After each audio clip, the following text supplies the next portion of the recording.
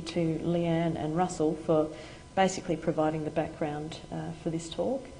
They've given you the information about the site, the lower southeast of South Australia and then into Victoria, and the background of phase 1 of the project, looking in more detail to get better estimates of recharge for the region.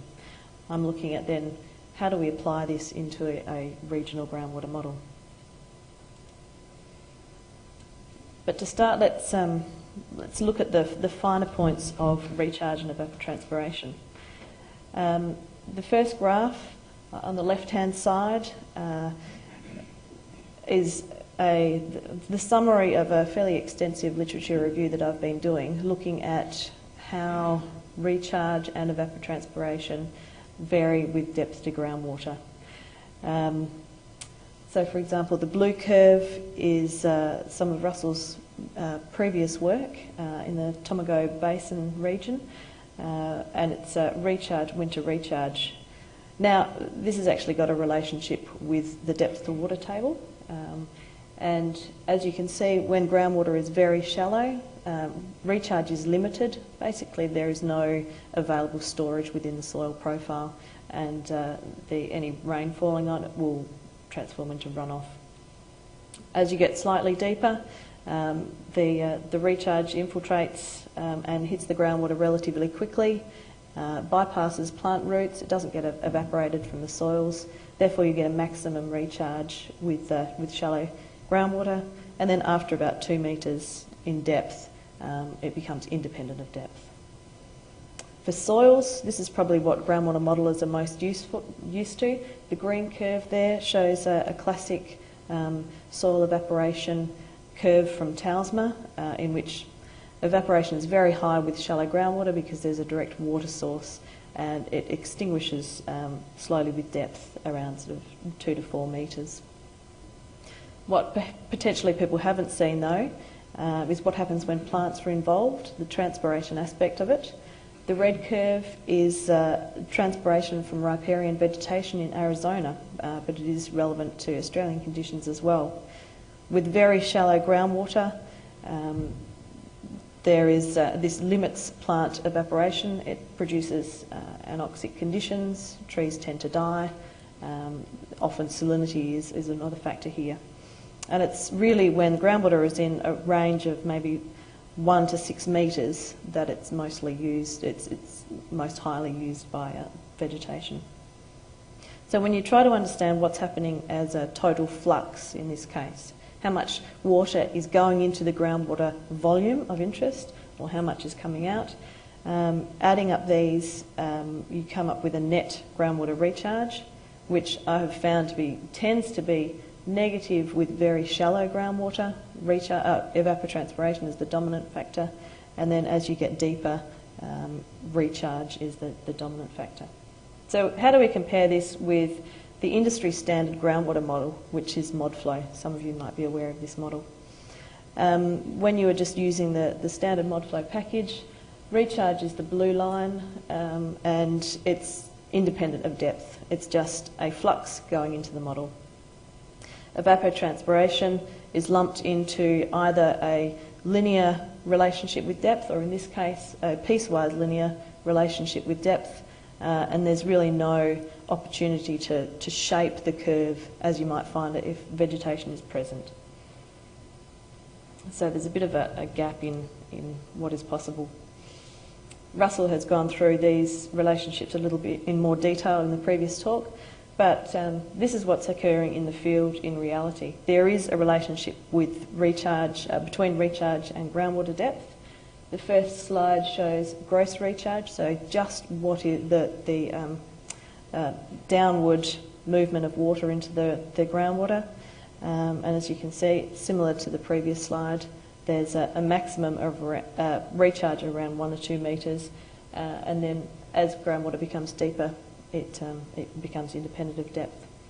Similarly, when you look at net recharge, including both evapotranspiration and recharge, it's depth dependent. So we really need to find some way of incorporating these relationships into the regional modelling that we're doing. So the aim for the Southeast Regional Groundwater Model is to improve representation and estimates of recharge and evapotranspiration. We want to capture the essential processes in what's happening, but we don't want to use too complex a model because we need fast computational times for the purposes of uncertainty and risk analysis which may be required in the future. We also want to be really flexible, be able to incorporate land use changes and so forth into these relationships. The way we've gone about this is to use meta-modelling to do some complicated, in-depth modelling of the recharge and evapotranspiration processes and come up with relationships that can be put straight into the MODFLOW model. So conceptually, this is what we're doing. We have information for the region on climate, on vegetation type and on soils present. And we combine these so we know spatially the combinations of where these are occurring, and we're also using the parameters from these different vegetation and soil types to run the waves model, vegetation, atmosphere, energy and water transfer model to get relationships between evapotranspiration and depth. These we put into create a lookup table from, and then we can run MODFLOW using both the landscape key and the lookup table to get a net recharge. So the waves modelling, we wanted to try to include everything, all the different factors that we found from phase 1 of the project that Russell's outlined. We selected 12 climate locations, 7 soil types, 8 different vegetation types, and run it for 26 different depths to water tables, which came up to I think about 17,000 wave runs. And these were summarised into the lookup tables for the model. These are some of the outputs, original outputs from the modelling. This is for Mount Gambier region, so fairly high rainfall and recharge. And for pastures, the curves are different for the different vegetation types. But I guess the key here is looking at the different effects of the soils.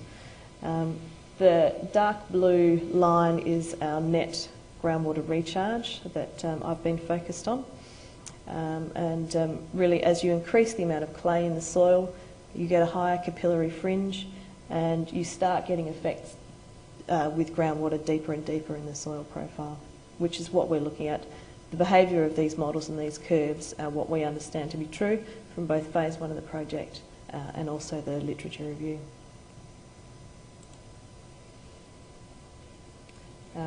Which I guess is just shown here in a little bit more detail. You've got a very similar recharge curve in purple, gross recharge, compared with the blue.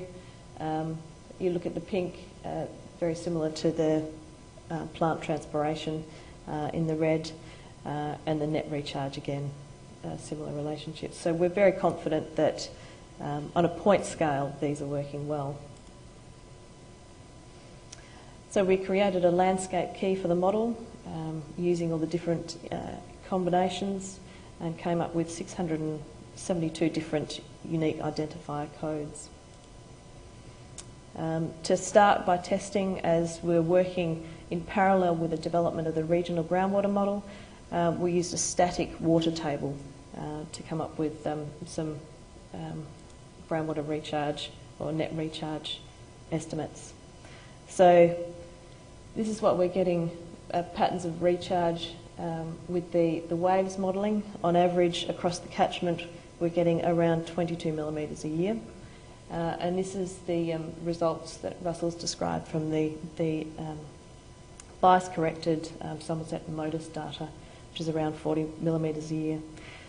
There's certainly a lot of similarities, particularly in the forestry. You can see forestry areas around Penola, which are the sort of orangey areas, and the irrigation areas as well. But there are, as Leanne said as well, a few issues with the interdunal systems and recharge and evapotranspiration there, and we're still looking into perhaps if this is a seasonal effect. So things to consider. We're still slightly tweaking the parameters. The recharge estimates are similar to those found in the field. we are really comparing models with models. It's a groundwater model with a satellite model, effectively, and there's uncertainty still associated with the maps of groundwater depth, land use maps and soil mappings and climate. One of the other interesting factors is that the water balance method, or the sumset data, assumes that runoff is negligible, whereas waves allows runoff to exit the model. So some of the current calculations include transferring runoff into the cell and recharging that, or part of that runoff volume, and we are getting better numbers there. So in parallel to the development of the lookup tables and the waves modelling, we have been modifying the MODFLOW package, the evapotranspiration packages, to get a lookup function and a net recharge package. So we're really looking for flexibility in use, and we can run this for both steady state modelling and transient modelling, and we'll be able to look at using either long-term annual averages for recharge, or if you want to use the seasonal values, or monthly historical values as well. It's got to be flexible enough to include all of these, and also to be able to change land use and potentially even climate during modelling throughout the run time as well. So for each pixel in the groundwater model, we've created the specific landscape key, and we use this to look up each of the net recharge functions. So the unique identifier is on the left, first column, and the MODFLOW model during the run will go along and look up for whatever groundwater depth it has, what the net recharge should be. So this is done during the iteration process. At the moment, we're doing final testing of the MODFLOW recoding on a tutorial model, and that's going extremely well. I think there's one tiny thing we have to finish. And the next step now, just before we write it up, is to actually test it on the Goyder Southeast regional model. So that's with Leanne's assistance as well. And then you'll be able to have some lovely MODFLOW photos, but until then it's just, unfortunately, text messages, text pads. So in conclusion, the industry standard is very basic in how it deals with recharge and evapotranspiration. And now that we are getting a whole lot more data, satellite data, information of various uncertainties, it's time we actually looked at these processes in a bit more detail and got them right in the way that we include them in the models. The depth dependence of recharge was found in both the field and the modelled estimates, so we are including that in the regional model. And MODFLOW was able to provide a lookup function that is flexible and fast meta-modelling, basically, to hopefully get some improved recharge estimates for the region. So I'll just add that this, I'm planning on writing this work up into a paper, but it's also going to be presented at the MODFLOW conference in America in May this year. So hopefully they're enthusiastic. Thank you.